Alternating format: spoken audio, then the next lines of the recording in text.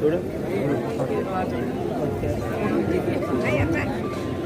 జయరామన్న నాయకత్వం, జయరామన్న నాయకత్వం,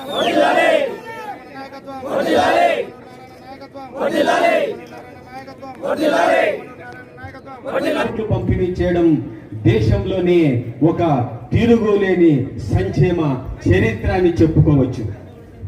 ప్రతి నెల 1వ తారీఖునే ఉద్యోగులకు జీతాలు ఇవ్వడం జరుగుతుంది.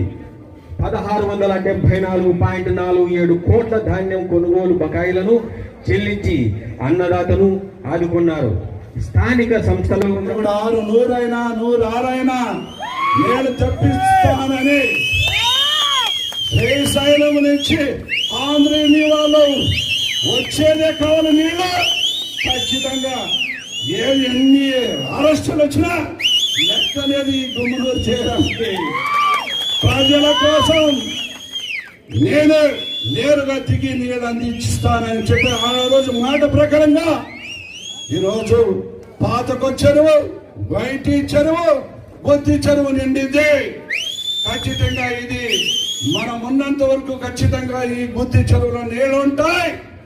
ఆ నీళ్లు ఉన్న రోజులు బోర్లు రీఛార్జ్ అయ్యి మా అక్క చెల్లెమ్మలకి ఒక్క మాదిరిగా నీళ్లు అందించేదానికి అవకాశం వచ్చిందని చెప్పి ఈ సందర్భంగా నేను మనవి చేసుకుంటున్నాను.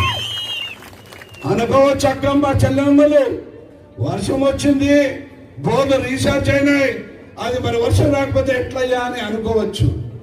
మీ అందరికి మాటిస్తున్నా, నారా చంద్రబాబు నాయుడు పెద్ద 2014 నుంచి 19లో మన పాముడి నుంచి నీళ్లు ఇచ్చేదానికి ఆయన 173 కోట్లతో ఎస్టిమేషన్ వేసి కొంతవరకు పనులు ఆపిన తర్వాత గత ప్రభుత్వం నీళ్లు అందించలేని పరిస్థితిలో మరి మన ప్రభుత్వం వచ్చింది.